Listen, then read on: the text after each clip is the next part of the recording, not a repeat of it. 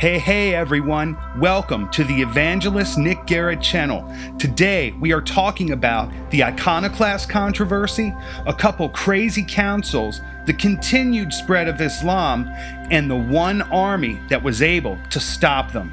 Be right back.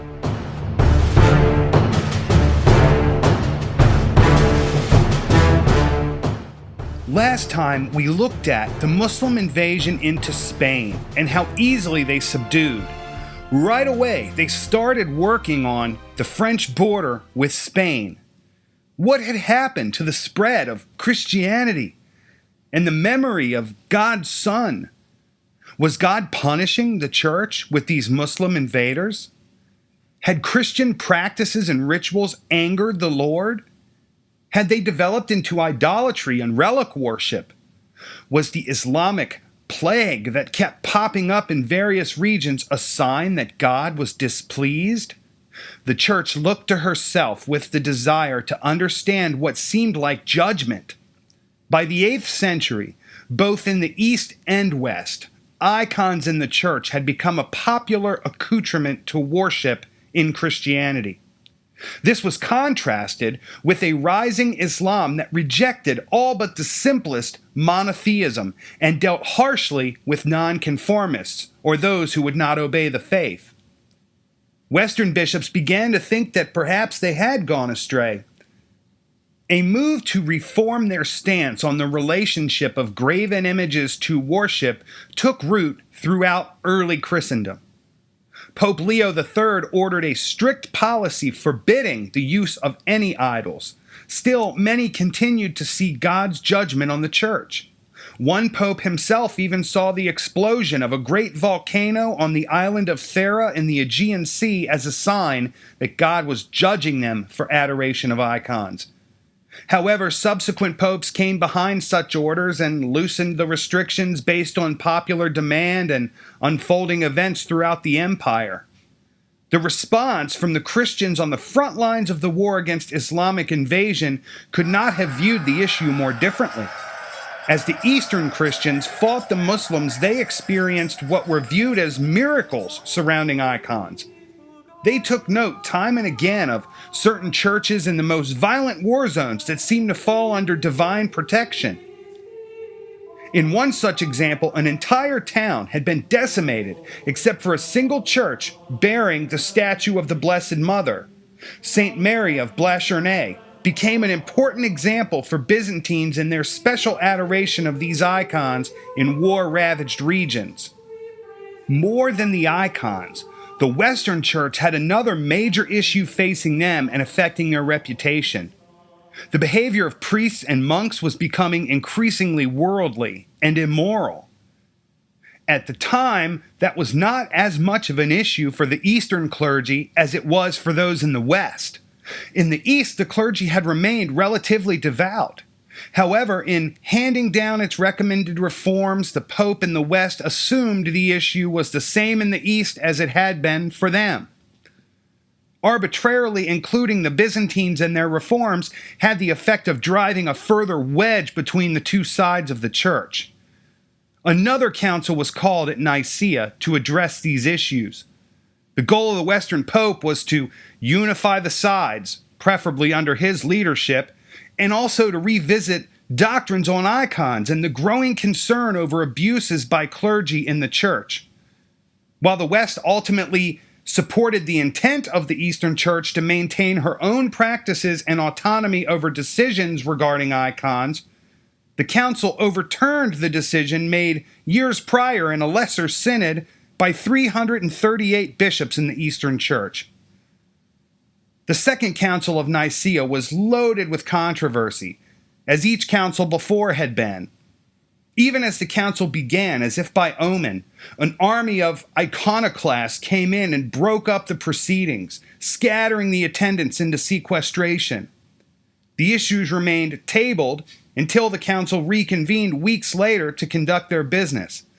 This time they convened under physical protection. Among the issues at hand complicating the Second Council of Nicaea was the age of the new emperor Constantine VI, who was only a child. The West tried to use this opportunity to once again gain ultimate authority over the whole church, assuming falsely that they could take advantage of the East because of their child emperor. The council did settle on agreeable definitions that on one hand condemned the adoration of icons, but upheld that all right-believing Christians could respect them as reminders. Meanwhile, back in Europe, Al-Andalus remained firmly under Islamic rule. There was nowhere now for the strong Muslim advance to push but north and back east through Western Europe. The growing tribal states prepared independently as best as they could, still fighting amongst themselves for identity, much less being able to protect a border from a Muslim foe. Overall, there was little hope that anything could stop Islam. She had spread so quickly that one wonders what it must have been like to spend one's whole life in Christian Europe hearing stories that they were ever closer and closer and closer. The West did have one area of great hope. He would lead his battle-hardened and disciplined soldiers into battle time and again. He would rise to the top of important names in history for his masterful military tactics. The man's name was Charles Martel, and his people were the Franks, the modern-day French. The Frankish leader Martel etched his legacy into stone, and that of his progeny, during the famous Battle of Tours in the 730s AD. He decisively defeated Moorish advance, routed their retreat, and undoubtedly changed the view of the Moors toward the fighting capability and mental toughness of the Christians. The Franks flourished under Martel's progeny. His grandson Charlemagne spent his lifetime fighting and subduing regions in Europe and bringing them under decidedly Frankish rule. He perhaps saved the church by reclaiming lands that had previously been papal states from various troubles.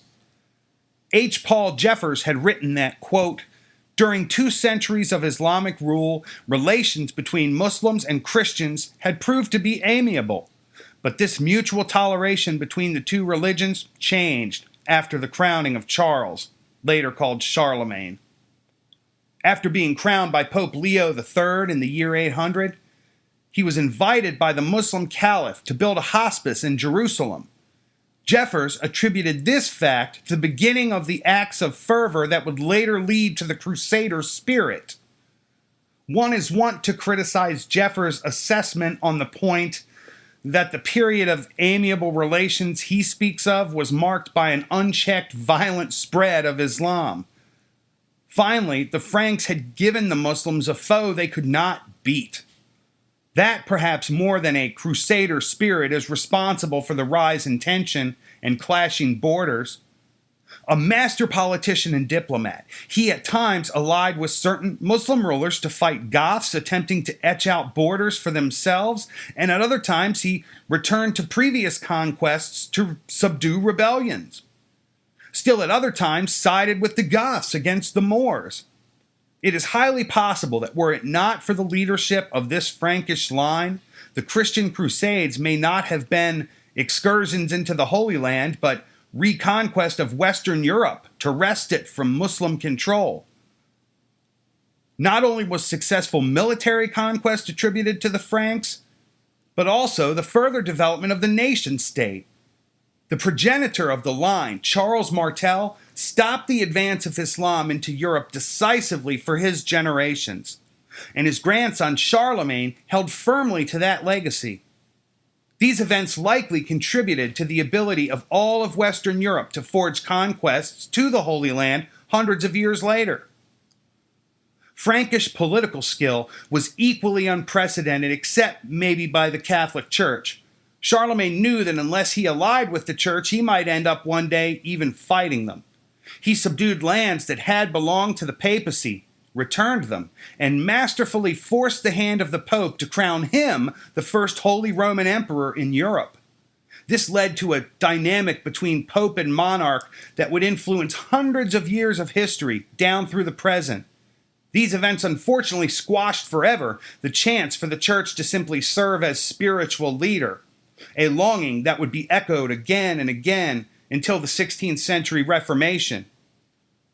Relationships like those forged with the 8th and 9th century Franks thrust the church into the world of geopolitics, whether it wanted to be or not, a place she preeminently succeeds in today.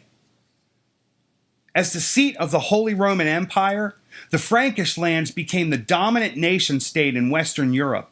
They stifled and pushed back advances that had been made by Muslims for generations.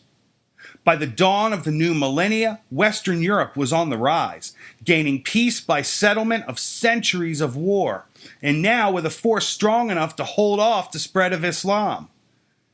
But with that, new tensions arose with the Eastern Church that would be irreconcilable.